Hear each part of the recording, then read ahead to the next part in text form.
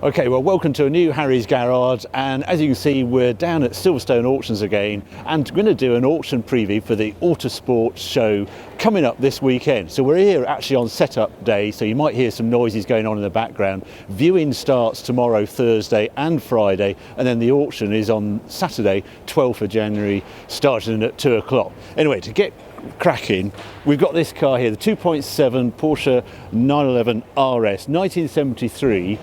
And this is actually the car on the cover of the auction catalogue, and rightly so, because I just love the history behind this car. It's my sort of 2.7 RS. This isn't been, back of a shed, just polished to death. No, this car has been working. The current owner has owned this car for 22 years, and he's done everything on it. He's won the Tour Auto with it, Tour España. He's always using it on events. It's just what you want to see a 2.7 RS doing. It's guided at 340 to 380,000, which is about 100,000 less than you would pay for the ultimate one. And the reason for it, it had an engine change early on in its life. It came from Germany. It was originally Germany registered. The owner there raced it, and it's got a wonderful history, a huge history file. What do you got to think about a car like this? This is a car to be bought to be used, and you're getting it with that discount and the history. You're a custodian of a car like this. It's terrifically well presented. It's just had a respray of about £40,000 to make it absolutely as supply. So it's this Viper green colour and the white Grand Prix white colour, leather seats inside. You just put 4-point harnesses. You can do any event around the world. These tools, this car's made for it. Enjoy and well priced. So real favourite of the car, my sort of 2.7 RS. Let's go and see what else is here.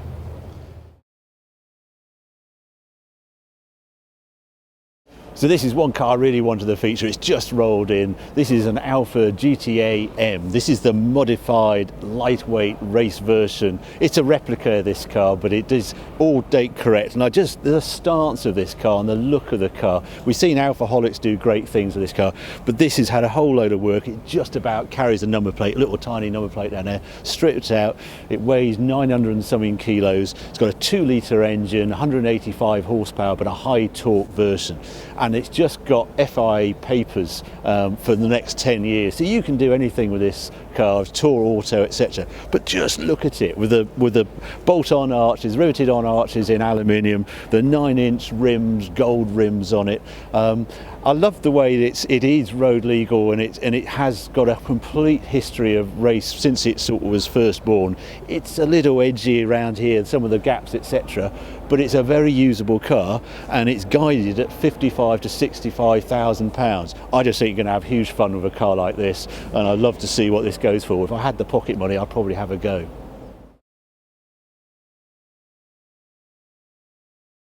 Okay, now we have the 2005 Mercedes SLR McLaren, this joint venture when Mercedes went to McLaren and said, build us the ultimate car. Gordon Murray was heavily involved with the development of this car, and I actually went out to the original launch, which is out in South Africa, and drove this thing. It has huge presence, this car. You just look at that enormous bonnet, and the reason why it's so big is because the engine is almost mid-engined position here. It is so far back in the chassis. And I don't know, they just have road presence, this car. And they're one of those cars I sort of look in the classifier saying, ooh, that is still a very good looking car. What I remember from the launch was just ballistic performance, 617 horsepower, over 200 mile an hour speed, 3.8 or so to 100 kilometers, 60 miles an hour. And it was the first, it had the side exhaust, and it just felt like this Spitfire noise either side, just a dramatic noise, and also a really good chassis. It had real mechanical grip on it. The only issue it had was there was a brake valve that Gordon Murray was really annoyed. He had to share it with another Mercedes. I think that's been updated. This car is only 6,000 miles from new, original owner, and available. I think it's guided at 160 to 180,000, which is actually very good value. And it also comes with this special number that suits it as well. So yeah, nice car, lot 313.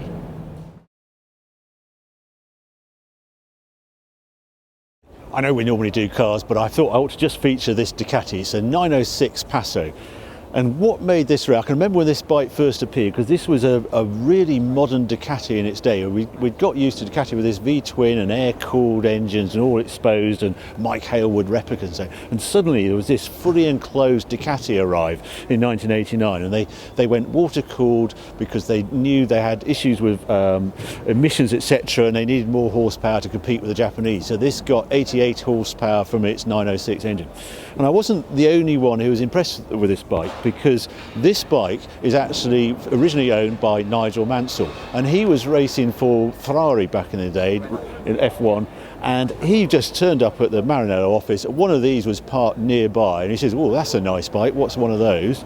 And 3 weeks later, outside his house, one of these arrived, and suddenly he was a Ducati 906 Passo owner. And this is his bike. He signed the back of it, so it has a nice history. And guided it at 5,000 to 6,000. That's a really nice bit of memorabilia that will look great in anybody's garage. Now, this car also caught my eye when I came down here. This Mustang has had a life, to say the least. In 1995 it competed in the London to Mexico rally, and then, as you see here, 2000 it did London to Sydney rally as well, almost round the world. This is a very early example of Mustang, 1965 fastback. I love what they've done at the back. They've made the rear window open and you get at the spare wheel. The original owner has owned this for some time and has just had an absolute ball doing these sort of events with it. It absolutely looks the part.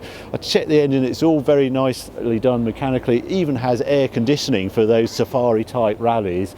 All equipment in there, has a bag tank that's out of date, but what value! This 5-litre Mustang with all that history is guided at 25,000 to 30,000 pounds. That seems an absolute steal for something like this.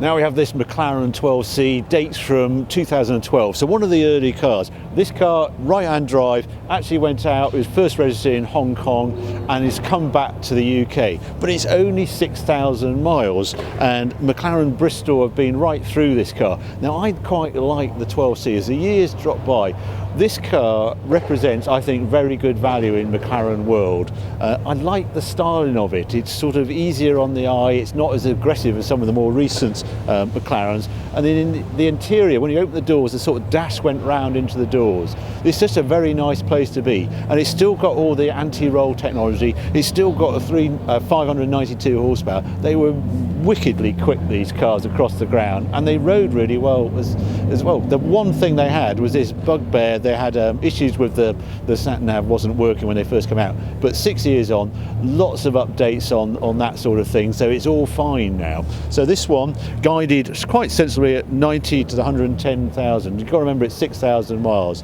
I think that's quite a good buy.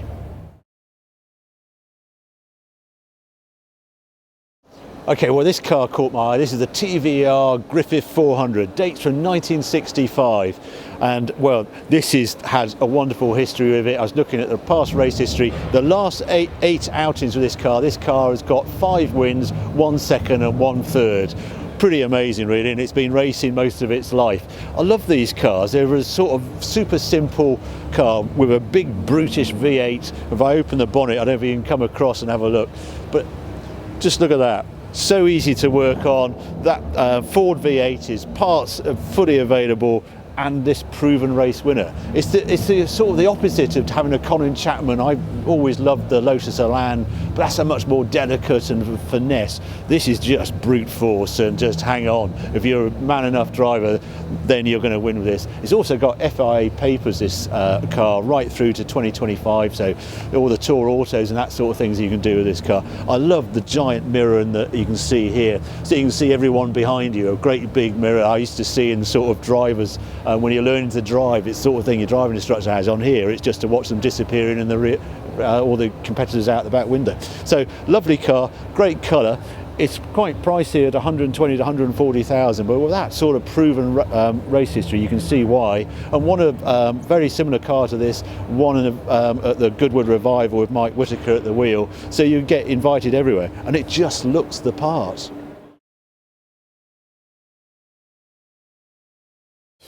Okay, I had to stop by this one. This is the 2010 BMW Z4, the GT3 version, this crazy bare carbon bodywork. Just look at that rear wing. I can remember seeing the first picture of this when it came into Evo.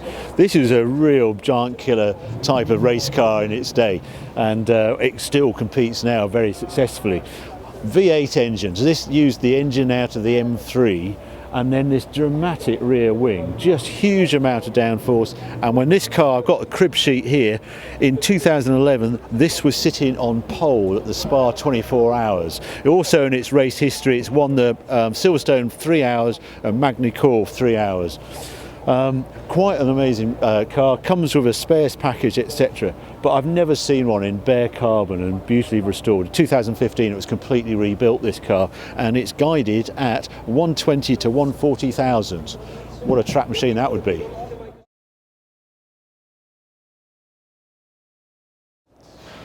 Okay, here's this crazy thing, the MG Metro 6R4. Every time I see one it looks more bonkers. I've got a Countach in the garage, and this sort of strikes me as equally crazy when you actually stand beside one. This huge starts, this rally special Group B car.